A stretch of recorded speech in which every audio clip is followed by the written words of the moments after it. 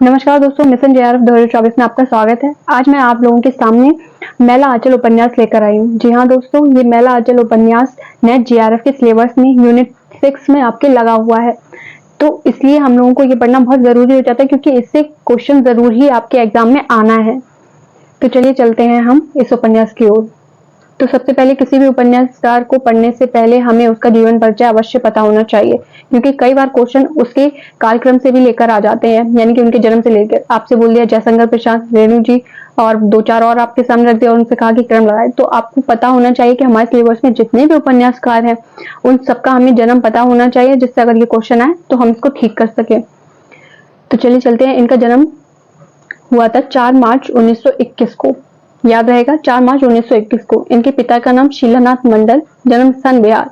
जी हाँ, बिहार के एक जिले को लेकर ही इन्होंने ये उपन्यास लिखा है, तो इसलिए हमें पता होना चाहिए। भाषा इनकी अंग्रेजी और हिंदी। इनकी जो मृत्यु हुई थी वो हुई थी 11 नवंबर 1977 को। तो चलिए चलते हैं हम नेक्स्ट पेज की ओर। मैला आंचल।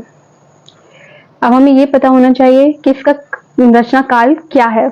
बहुत इंपॉर्टेंट है क्योंकि आपसे उपन्यास पूछ लिए जाएंगे और फिर इसको क्रम से लगाने के लिए बोल दिया जाएगा।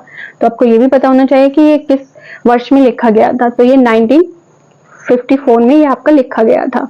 कितने खंड हैं? 2। याद रखिए 2 खंड हैं और पहले खंड में आपके 44 परिच्छेद है और दूसरे खंड में 23 परिच्छेद है। तो कुल मिला के 67 परिच्छेद आपके हो गए। तो आपसे अगर कुल परिच्छेद पूछेगा तो इसका आंसर आप लोगों को क्या देना है? 67। और कुल खंड पूछेगा तो 2, यानी कि 2 भागों में बटा हुआ है। तो चलते हैं हम नेक्स्ट। ये रेणु जी का जो मैला आंचल है ये एक सशक्त आंचलिक उपन्यास भी है। अब आपसे ये पूछ लिया गया कि इसका प्रकाशन जो है वो किसने कराया था। पहला पूछ लिया, दूसरा पूछ लिया, 42 पूछ लिया, तो आप क्या करेंगे? तो जी हाँ, इसका आंसर ये हो जाएगा कि राजकमल प्रकाशन ने इसके 42 संस्करण का प्रकाशन किया। ठीक है, इस उपन्यास ने अपने प्रकाशन काल के साथ ही लोकप्रियता के कई कीर्तिमान स्थापित किए। यानी कि ये जो प्रकाशित हुआ इसके साथ साथ ये इतना फेमस हो गया कि इसने बहुत सारे कीर्तिमान स्थापित कर दिए। तो चलिए चलते हैं हम नेक्स्ट। कथा क्षेत्र। बिहार का पूर्णिया जिले का मैरीगंज गांव। याद रखिएगा, ये गांव बहुत बार पूछा गया है। राग दरबारी का गांव पूछा गया है और ये मैला आंचल का गांव पूछा गया है, गोदान का गांव पूछा गया है। तो ये हमें याद होनी चाहिए कि इसका जो कथा क्षेत्र है वो क्या है, पृष्ठभूमि क्या है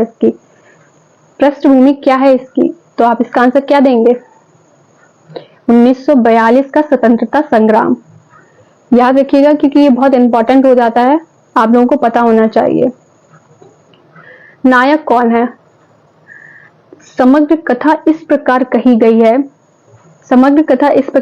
है कि नायक के आंचल ही इसका नायक बन गया है। ओके गाइस, तो इसमें आप कहेंगे डॉक्टर प्रशांत हैं, लेकिन अगर आपके सामने ऑप्शन में ये आ गया आंचल या फिर डॉक्टर प्रशांत, तो आप किसको टिक करेंगे? तो आंचल को ही टिक करेंगे क्योंकि समग्र कथा इस प्रकार कही गई है कि आंचल ही इसका नायक बन गया है। पात्रों की संख्या कितनी है इसकी? 256।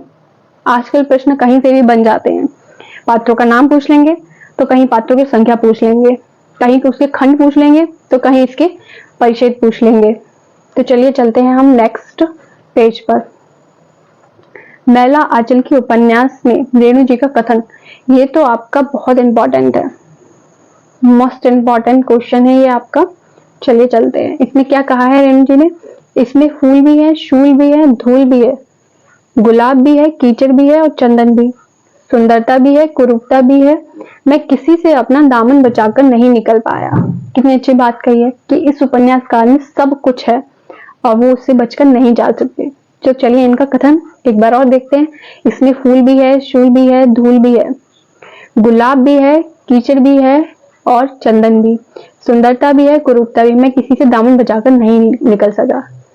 तो चलिए चलते हैं हम नेक्स्ट।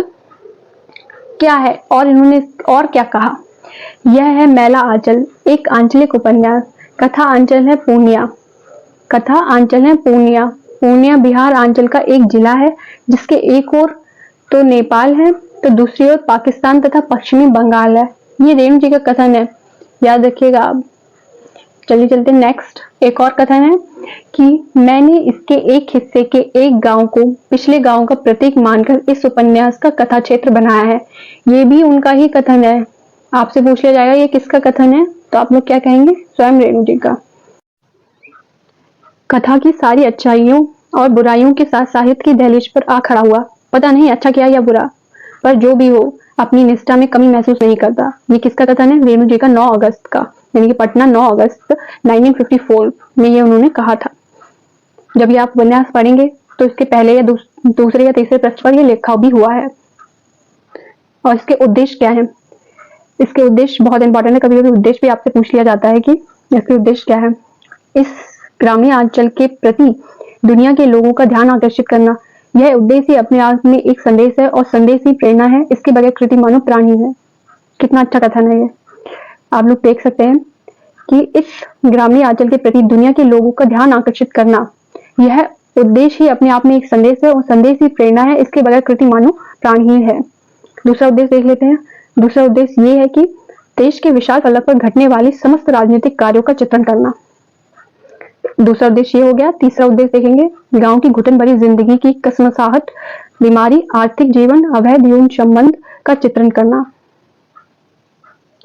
अब इसके लिए इनको कौन सा पुरस्कार मिला? तो हम अगर ये क्वेश्चन बन गया तो इसका आंसर होगा पद्मश्री। याद रखिएगा आप, पद्मश्री। ये उपन्यास खत्म होने के बाद मैं आपसे कुछ क्वेश्चन भी पूछूंगी एंड में, तो आप लोग इसका आंसर मुझे कमेंट में लिखेंगे जरूर कि आपने इन क्वेश्चन में से कितने क्वेश्चन का आंसर सही दिया। अब आते हैं मैला आंचल उपन्यास के बारे में आलोचकों के कथन। तो सबसे इंपॉर्टेंट, मैंने यहाँ पे इंपॉर्टेंट लिया है, मतलब जो मुझे इंपॉर्टेंट लगता है वो मैंने इसमें सब लिया है। मैंने गोदान के बाद हिंदी का दूसरा महान उपन्यास नहीं देखा। ये किसने कहा? लैनी लोचन शर्मा ने। याद रखेंगे इस कथन को क्योंकि ये बहुत इंपॉर्टेंट हो जाता है। दूसरा कथन है, मैला आंचल क्लासिक उपन्यास नहीं है। उपन्यास 2 बार लिख गया है। मैला आंचल क्लासिक उपन्यास नहीं है, रामदर्श मिश्र ने यह कहा। याद रखेंगे, कथन भी बहुत पूछ लिए जाते हैं कि किस आलोचक ने किस उपन्यास के बारे में क्या कहा। मैला आंचल की दुनिया का समाधान परिधि परिकथा में खोजा जा सकता है। ये कथन किसका है? बच्चन सिंह का। बहुत सुपर मोस्ट ये क्वेश्चन है। ये लोग आप इसको टिक मार लीजिएगा कि ये बहुत ही ज्यादा इंपॉर्टेंट क्वेश्चन है। तो इसी के साथ मैं भाग 2 में आपसे मिलूंगी। मेरे चैनल को सब्सक्राइब करें। अगर आपको मेरी जानकारी अच्छी लगी हो, लाइक करें और शेयर करें। मिलते हैं हम नेक्स्ट पार्ट में। बाय।